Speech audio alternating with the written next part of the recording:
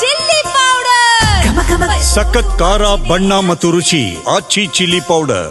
ಬಾಗಲಕೋಟೆಯಲ್ಲಿ ಜೋರಾಯಿತು ರೈತರ ಪ್ರತಿಭಟನೆ. ಇವತ್ತು ಮುಧೋಳ ನಗರದಲ್ಲಿ ಬೃಹತ್ ಪ್ರತಿಭಟನೆ ಮಾಡಿದ್ದಾರೆ ರೈತರು. ಅನ್ನದಾತರಿಂದ ಟ್ರ್ಯಾಕ್ಟರ್ ಹಾಗೂ ಎತ್ತಿನ ಬಂಡಿ, ಆಟೋಗಳ ರ್ಯಾಲಿ ಕೂಡ ನಡೀತಾ ಇದೆ. 3,500 ರೂಪಾಯಿಯನ್ನ ಪ್ರತಿ ಟನ್ ಕಬ್ಬಿಗೆ ನೀವು ನಿಗದಿ ಮಾಡಲೇಬೇಕು ಅನ್ನೋದು ಬಾಗಲಕೋಟೆ ಭಾಗದ ರೈತರ ಆಗ್ರಹ. ಸಂಗೊಳ್ಳಿ ರಾಯಣ್ಣ ವೃತ್ತದಿಂದ ರ್ಯಾಲಿ ಆರಂಭ ಆಗಿದೆ. ನಗರದ ಪ್ರಮುಖ ರಸ್ತೆಗಳಲ್ಲಿ ಸಾಗ್ತಾ ಇರುವಂತ ರ್ಯಾಲಿ. ರೈತರು ತಮ್ಮ ಎತ್ತಿನ ಬಂಡಿಗಳು ಅಥವಾ ಎತ್ತಿನ ಗಾಡಿಗಳು ಹಾಗೂ ಆಟೋ ರಿಕ್ಷಾಗಳು ಮತ್ತೆ ಟ್ರ್ಯಾಕ್ಟರ್ಗಳ ಮೂಲಕ ನಡೆಸ್ತಾ ಇರುವಂತ ರ್ಯಾಲಿ. ನೀವು 3,500 ರೂಪಾಯಿ ನಿಗದಿ ಮಾಡಿಲ್ಲ ಅಂತಂದ್ರೆ ನಮ್ಮ ಹೋರಾಟ ನಿಲ್ಲಲ್ಲ, ಬೃಹತ್ ಗಾತ್ರದಲ್ಲಿ ದೊಡ್ಡ ಮಟ್ಟದಲ್ಲಿ ನಾವು ಹೋರಾಟ ಮಾಡ್ತೀವಿ ಅಂತ ಎಚ್ಚರಿಕೆ ಕೊಟ್ಟಿದ್ರು. ಈಗ ಈ ಹೋರಾಟ ಮತ್ತೊಂದು ಹಂತಕ್ಕೆ ತಲುಪಿದೆ. ದೃಶ್ಯಗಳನ್ನು ನೀವು ಗಮನಿಸ್ತಾ ಇದ್ದೀರಿ. ಬಾಗಲಕೋಟೆಯ ಮುಧೋಳದಲ್ಲಿ ನಡೀತಾ ಇರುವಂತ ಪ್ರತಿಭಟನೆ ಇದು.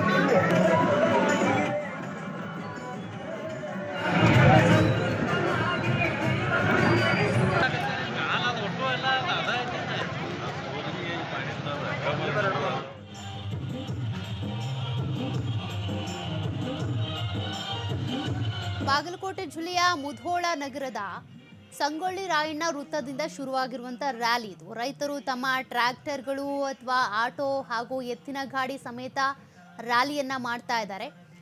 ಬಾಗಲಕೋಟೆಯಾದ್ಯಂತ ರೈತರು ಈ ರ್ಯಾಲಿಯಲ್ಲಿ ಭಾಗಿಯಾಗಿದ್ದಾರೆ. ಮತ್ತಷ್ಟು ಡೀಟೇಲ್ಸ್ ಕೊಡ್ತಾರೆ ಪ್ರತಿನಿಧಿ ಗುರು ಹಿರೇಮಠ್. ಇವರು 3,500 ರೂಪಾಯಿ ದರ ನಿಗದಿ ಮಾಡೋರ್ಗೂ ಹೋರಾಟ ಬಿಡಲ್ಲ ಅಂತ ಬಾಗಲಕೋಟೆ ರೈತರು ಹೇಳಿದ್ರು. ಪ್ರತಿಭಟನೆಯ ಮತ್ತೊಂದು ಹಂತ ಅಂತ ಹೇಳ್ಬೋದಾ ಇದನ್ನ?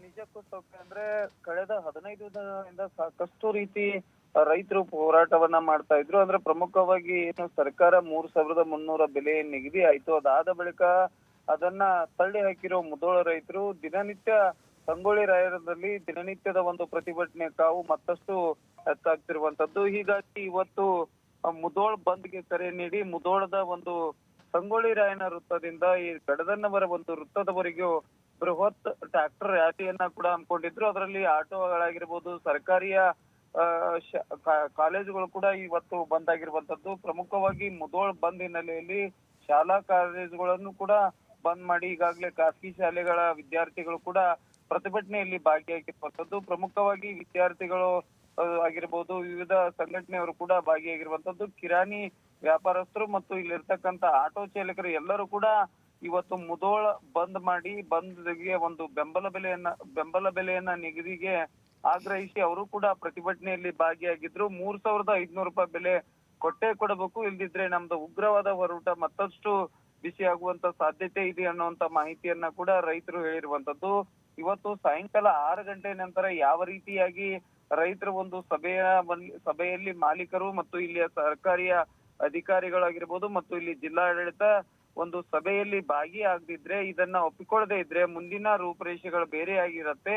ಅದನ್ನ ನಾವು ಸಭೆ ಮುಖೇನ ನಾವು ಮತ್ತೆ ಯಾವ ಹಂತಕ್ಕೆ ಹೋಗಿ ತಲುಪತ್ತೆ ಅದನ್ನ ತಿಳಿಸ್ತೀವಿ. ಅದಕ್ಕೆ ಮುಂದಿನ ಜವಾಬ್ದಾರಿ ಆ ಸರ್ಕಾರ ಮತ್ತು ಇಲ್ಲಿ ಕಾರ್ಖಾನೆಯ ಮಾಲೀಕರೇ ನೇರ ಹೊಣೆ ಆಗುತ್ತೆ ಅನ್ನುವಂಥದ್ದನ್ನ ಈಗಾಗಲೇ ರೈತ ಮುಖಂಡರು ಹೇಳಿರುವಂತದ್ದು.